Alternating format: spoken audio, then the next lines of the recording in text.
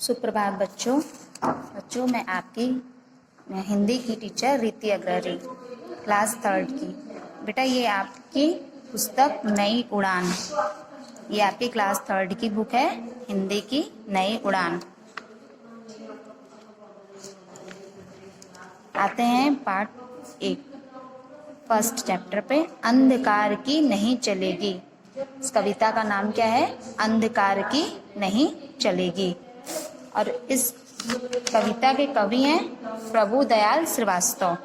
कौन है? प्रभुदयाल श्रीवास्तव ने ये बहुत ही प्यारी कविता लिखी है। आप लोग भी हमारे साथ इस कविता को दोहराएंगे, ठीक है? मैं और इसके बारे में थोड़ा सा समझाऊंगी।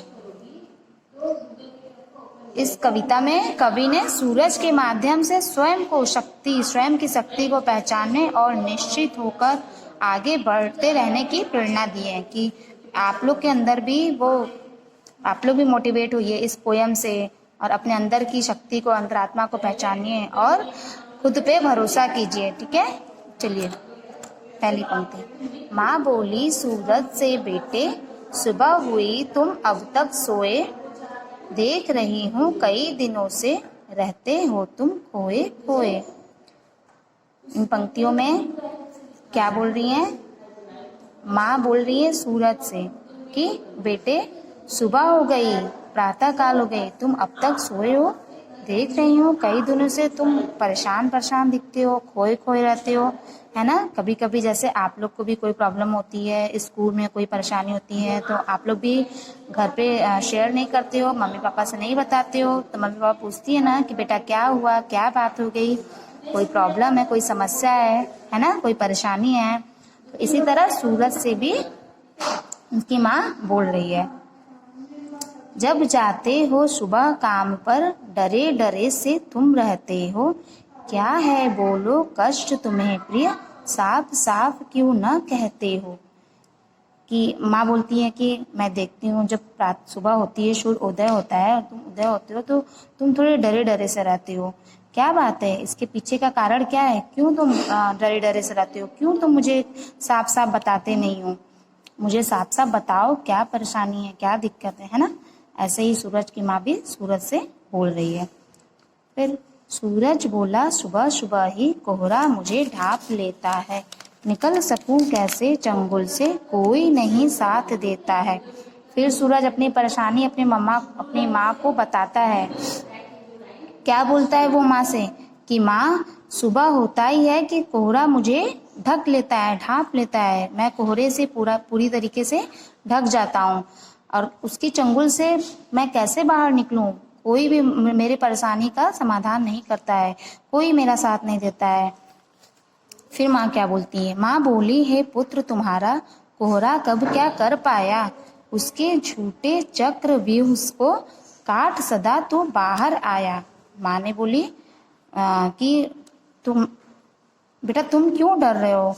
तुम्हारा कोहरा क्या कर गया? कभी किसी ने तुम्हारा कुछ बिगाड़ पाया है? कभी नहीं ना। तो इन लाइनों में माँ क्या बोलती है कि बेटा तुम्हारा कोई कुछ नहीं बिगाड़ पाया है, तुम्हारा कभी कोई कुछ बिगाड़ पाया है? तुम्हारा कोहरा कब क्या कर पाया, उसके झूठे चक्रव्यूह को काट सदा तू बाहर आया।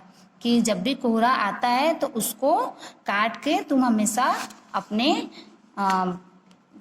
शक्ति से उसको काट के तुम बाहर निकल जाते हो, है ना? नेक्स्ट लाइन पेज पलट जाइए, पेज नंबर 8 का है ना।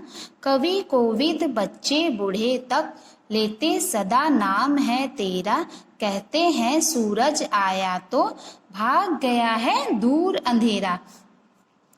कवि कोविद बच्चे बूढ़े, इट मीन्स मतलब बड़े विद्वान बुजुर्ग, बच्चे से बूढ़े तक सब हर कोई बेटा तेरा नाम लेता है ना? सूर्य देवता है ना? कहते हैं सूरज आया तो भाग गया है दूर अंधेरा, और जब सूरज आता है तो सूर्योदय होता है तो अंधेरा भाग जाता है ना। तो तेरा कौन क्या बिगाड़ेगा ना? उसकी माँ उसको मोटिवेट कर रही है सूरज को, है ना, कि अपने अंदर की शक्ति को पहचानो कि तुम तो इतने शक्तिशाली हो, तुम्हारा कोई कुछ नहीं बिगाड़ सकेगा। निश्चित होकर कूद जंग में, विजय सदा तेरी ही होगी, तेरे आगे अंधकार या कोहरे की ना कभी चलेगी, है ना। कि तुम बिल्कुल निश्चित होके कूद जाओ, मतलब अपने कार्य के प्रति एकदम लगे रहो, तुम्हें परेशान होने की जरूरत नहीं है, हमेशा तेरी ही विजय होगी। उस माँ को इतना भरोसा है सूर्य पे कि हम तू जा बेटा, तू जंग में कूद जा। जंग मीन्स यहाँ सेंस का अपने कार्य की ओर बढ़ जा, तेरी विजय ही होगी हमेशा। तेरे आगे अंधकार या कोहरे की ना कभी चलेगी, और तेरे आगे अंधकार या कोहरा का कभी नहीं चलेगा।